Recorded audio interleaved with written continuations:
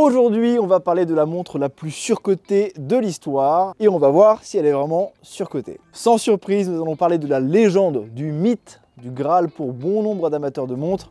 Aujourd'hui, on va parler de la Rolex Daytona. Et vous allez voir que l'on ne répond pas à cette question aussi facilement qu'il n'y paraît. Bienvenue sur Burlock. Aujourd'hui, on est très heureux de vous retrouver dans ce nouvel épisode et pas des moindres, puisqu'il y a un an, jour pour jour, on était ici, on avait tourné notre première vidéo. J'étais habillé en marin. Aujourd'hui, je suis habillé en antiquaire.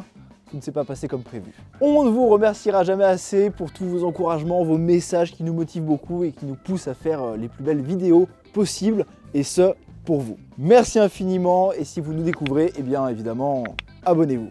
Pour fêter ça, on s'est fait un petit plaisir, on s'est fait des petits cadeaux, et on va les utiliser pour cette vidéo, puisqu'on a une Rolex Daytona 62-63 full gold, mais je crois qu'on a également aussi... Ah, c'est si lourd. Une Daytona platine index diamant. Ensuite, je crois qu'on a par ici, oui, un 62-39 Paul Newman. Et on a également un 116-500 céramique. Avant de se consacrer entièrement au sujet, on va rapidement rappeler un peu l'histoire de la Daytona. On a d'ailleurs fait une superbe vidéo sur la Rolex Paul Newman Daytona, que vous pouvez retrouver ici, et que bien entendu, nous vous invitons à regarder. Alors, la Rolex Daytona, c'est l'une des montres les plus mythiques, les plus connues du catalogue Rolex. C'est une montre sportive par excellence, sortie dans les années 60 à destination des pilotes automobiles pour faire la course, en fait, tout simplement. À l'époque, on le rappelle, dans les années 60, c'était un véritable flop. On ne vendait pas du tout Daytona, ça ne marchait pas.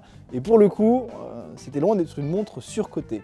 Alors, maintenant, on va pouvoir passer aux choses sérieuses. Pourquoi est-ce qu'on peut aujourd'hui se demander si c'est une montre surcotée? Eh bien, pour ça, c'est très simple. Allez parler de Rolex avec quelqu'un et vous allez voir qu'en quelques secondes, vous risquez probablement de parler de Daytona.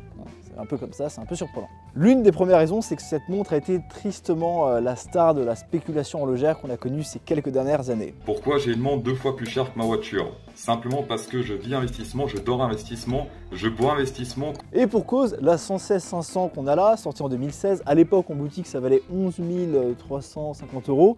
Et sur le marché gris, donc en sortant de la boutique, on pouvait déjà la revendre environ 16 000 €. Et je me rappelle très bien parce qu'à l'époque, on disait tous que 16 000 € c'était déjà très cher. Alors qu'en réalité, on a vu par la suite que ça s'est un peu emballé. Et les choses ne sont pas du tout allées en s'améliorant, puisque par la suite, au pic de la spéculation horlogère, la référence 116-500 s'est vendue entre 40 et 50 000 €, ce qui, oui, pour une Daytona céramique est un petit peu excessif, je vous l'accorde. Vous l'avez compris, si vous avez eu la chance d'avoir une Daytona en boutique ces quelques dernières années, eh bien vous avez pu avoir l'opportunité de faire un maximum de cash. Ce qui a incité un nombre inimaginable de spéculateurs avides de profits faciles à se diriger en boutique pour commander cette montre, et par la loi magique de l'offre et la demande, eh bien, la cote de cette montre s'est envolée à des sommets vraiment délirants. D'ailleurs, en parlant de rareté, il était devenu monnaie courante de dire que cette montre-là était rare, ce qui en réalité est absolument faux, puisqu'il suffit juste d'aller sur le marché secondaire pour voir qu'il y en a des milliers, et que oui, c'est dur à avoir en boutique, mais c'est pas si rare que ça. Donc en termes de rareté, on est très loin d'une montre qui est rare. Alors c'est valable pour cette référence, mais c'est également valable pour le Rolex Daytona Paul Newman 62-39, la montre de légende. Là aussi, si un matin vous vous levez avec 200 ou 300 000 € et que vous voulez vous faire plaisir en vous achetant une Paul Newman Daytona, eh bien vous pouvez le faire. Vous allez la trouver dans la journée, puisqu'il y en a quand même pas mal sur le marché. C'est pas non plus une pièce très rare, juste une pièce petit peu cher. D'ailleurs, si vous voulez voir une montre vraiment rare, on va faire une vidéo sur une montre des années 60. Actuellement, il y en a 2 de connues dans le monde. Ça, c'est une montre rare. Si vous ne voulez pas louper ça, eh bien, vous vous abonnez tout de suite. En parlant de références vintage et mythiques, là aussi, les cotes, eh bien, elles se sont envolées. Notamment, on se rappelle, en 2017, la Rolex Daytona de Paul Newman, celle qui a fait le mythe, s'est vendue 17 millions de dollars aux enchères en 2017, pardon.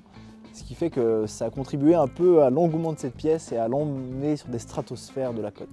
Alors, maintenant, on va pouvoir se poser les bonnes questions. Alors, quelle est la vraie raison pour laquelle les cotes se sont envolées?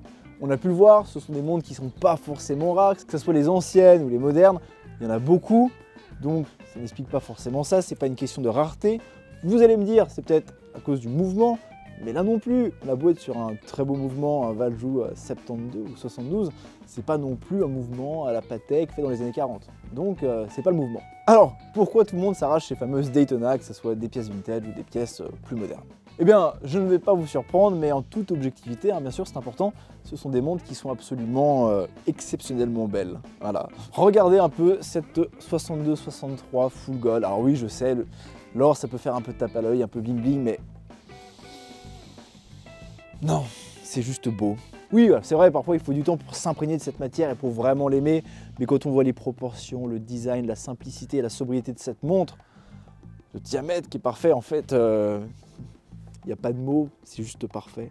Voilà, c'est peut-être ça le mot, c'est parfait. Le plus simple en fait, c'est de l'avoir au poignet, et là on va tout de suite comprendre que ça déboîte, que c'est exceptionnel. Voilà, en toute objectivité, j'insiste. Et oui, j'insiste, mais là on n'a pas de fioritures, on n'a pas de couleurs qui partent dans tous les sens, comme on avait coutume dans ces années-là. Non, non, non, là c'est sobre, c'est efficace, voilà, ça va à l'essentiel, et c'est magnifique. C'est valable pour les montres vintage hein, qui sont chargées d'histoire et qui ont été portées par des personnalités comme Paul Newman, hein, le plus célèbre, mais également Jean-Paul Belmondo. Et oui, hein, il faut le savoir, mais également Coluche.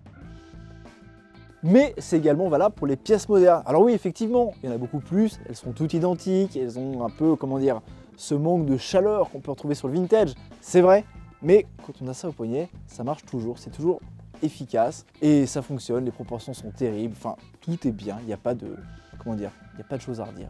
Regardez par exemple cette petite Daytona en platine. Alors outre le fait que ça fasse le poids de la Willis et que c'est juste incroyable, et ben cette montre là ça fonctionne parfaitement bien, il n'y a rien à redire quoi. Et si Paul Newman était encore en vie aujourd'hui, il y a de fortes chances qu'il la porte. Et puis là surtout on n'est plus trop sur un objet de spéculation parce que c'est quand même déjà une montre à plus de 80 000 €, donc déjà il faut les sortir et à la revente ça se fait pas en claquant des doigts. Donc pour spéculer là-dessus, faut être motivé hein, quand même. Finalement, le mec qui achète ça, bah, c'est juste quelqu'un qui veut se faire plaisir avec une pièce qui a une gueule exceptionnelle et qui est juste magnifique.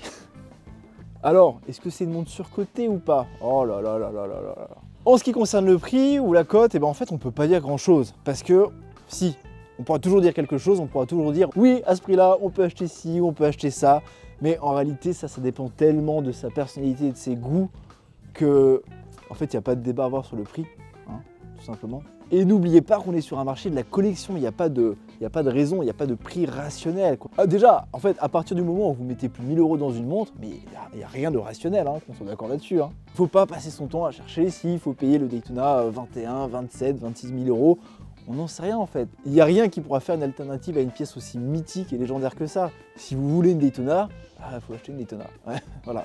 Après, dire que la Daytona c'est un saint graal, c'est une pièce exceptionnelle, tout le monde doit l'avoir, ça on en est beaucoup moins sûr. Il y a eu trop de masturbation intellectuelle ces dernières années autour de cette montre, en plus propulsée par la spéculation horlogère, donc rien de très bon hein, finalement. Ce qui est sûr, c'est que même sur des modèles qu'on n'aime pas forcément, comme des modèles céramiques ou autres, quand on l'a au poignet, on a toujours un petit truc, une sorte de petite émotion indissimulable. Plus qu'une montre avec un design réussi, vous avez au poignet tout le poids de l'histoire de cette montre passionnante et de l'histoire de Rolex également. Et franchement, rien que pour ça, c'est cool. Alors la solution finalement, c'est d'oublier de savoir si c'est une montre qui est surcotée ou sous-cotée. Et vous n'avez qu'une seule chose à faire, c'est d'en profiter, de la porter et oubliez le reste. Et vous, qu'est-ce que vous en pensez de cette Daytona? Dites-nous tout en commentaire. Merci de nous avoir regardés, abonnez-vous et à bientôt.